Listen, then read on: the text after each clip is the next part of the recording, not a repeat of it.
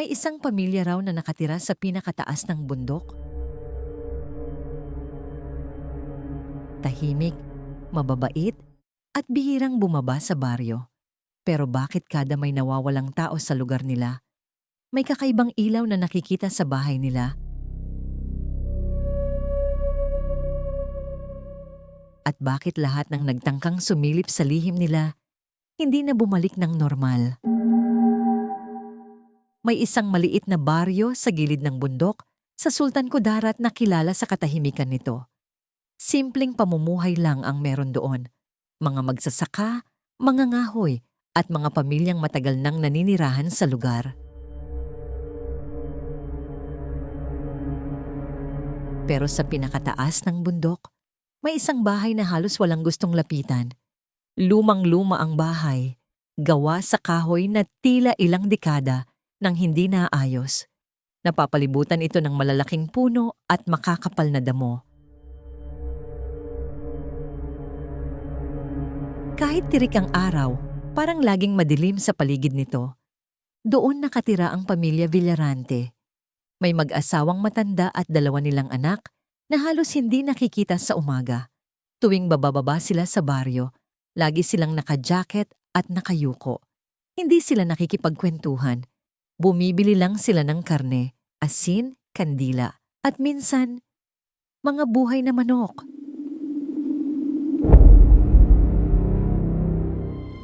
May mga tsismis tungkol sa kanila. Sabi ng matatanda sa baryo, matagal na raw sa bundok ang pamilya nila. Kahit daw noong kabataan pa nila, nandoon na ang parehong mukha ng matandang babae. Hindi raw ito tumatanda, pero walang gustong magsalita ng malakas tungkol doon dahil naniniwala silang may sumpa ang pamilya.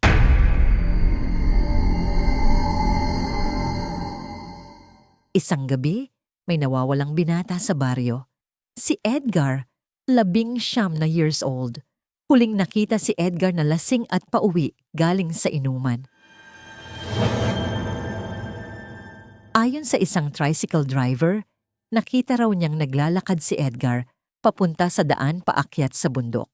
Kinabukasan, nakita ang tsinelas nito malapit sa ilog, pero wala ang katawan.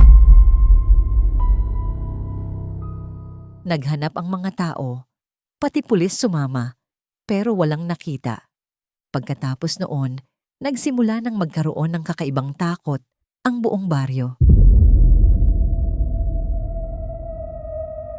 Tuwing 12:00 ng gabi, may naririnig silang parang umiiyak na babae mula sa bundok.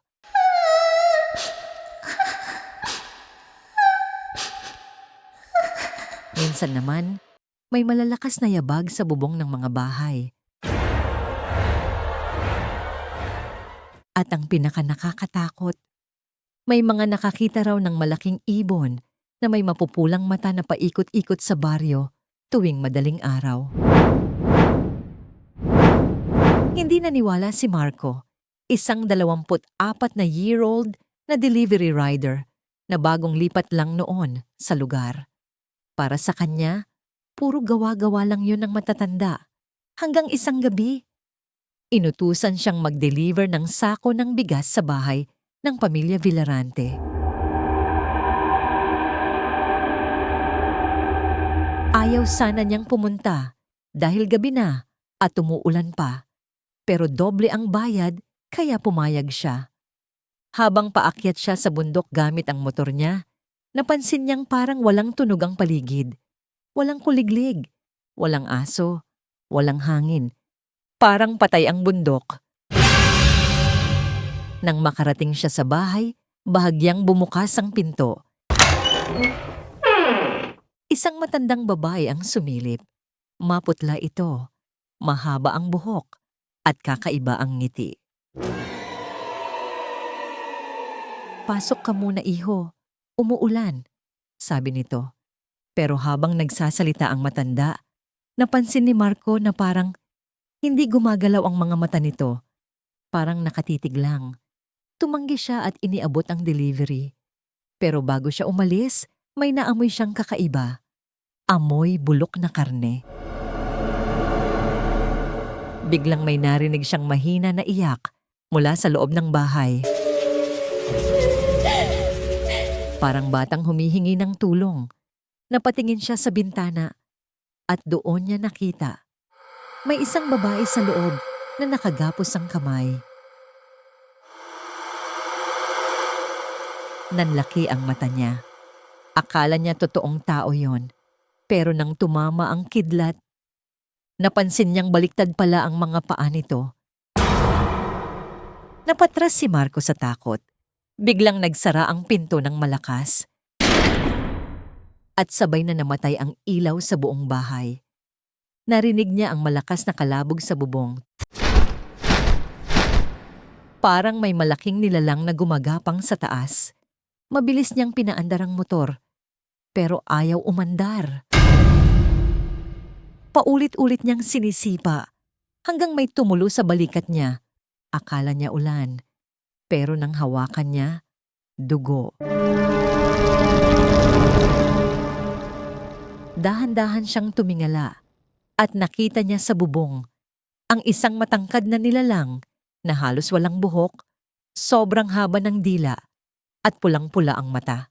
Nakangiti ito habang nakabaluktot, parang gagamba. Hindi siya makagalaw.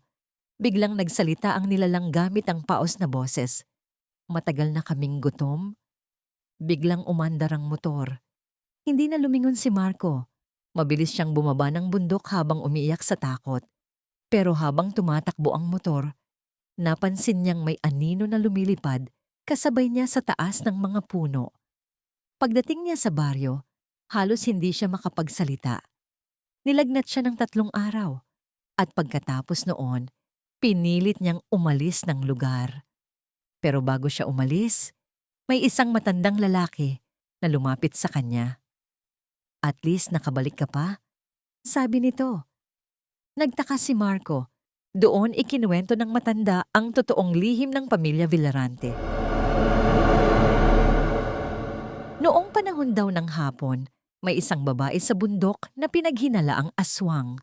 Pinatay raw ito ng mga tao. Sinunog ang bahay. Pero bago mamatay, isinumpa nito ang buong lugar. Magbabalik ang dugo ko at hindi matatapos ang gutom namin. Pagkatapos noon, may pamilyang tumira ulit sa parehong lugar.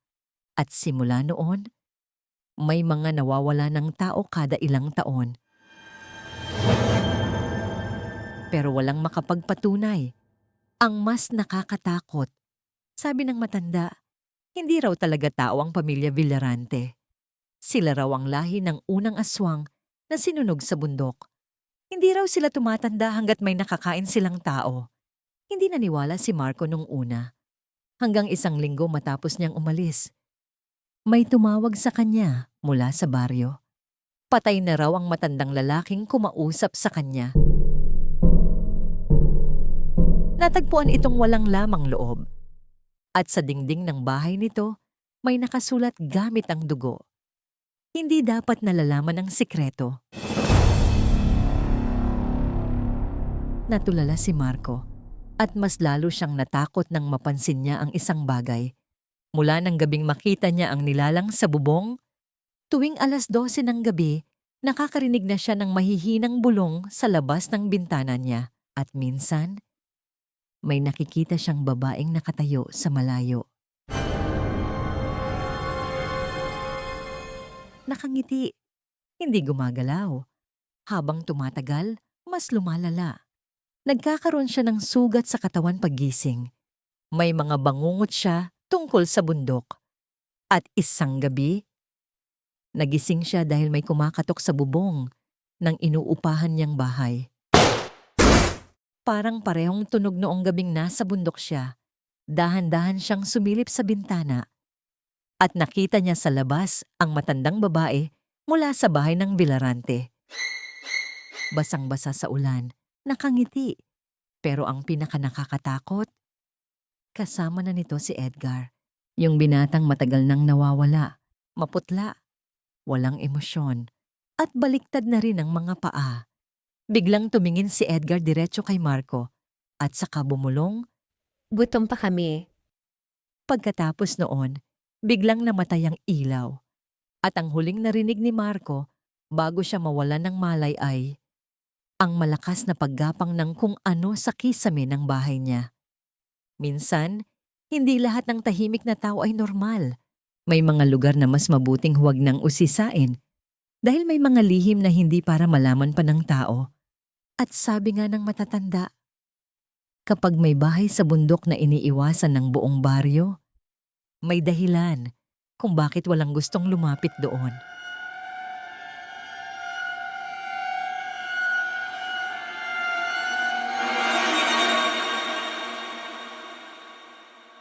Kung gusto mo pa ng mas nakakatakot at makatotohanang kwento tungkol sa aswang, multo at misteryong nangyari sa probinsya, i-follow mo na ang page na ito at i-comment mo ang salitang bundok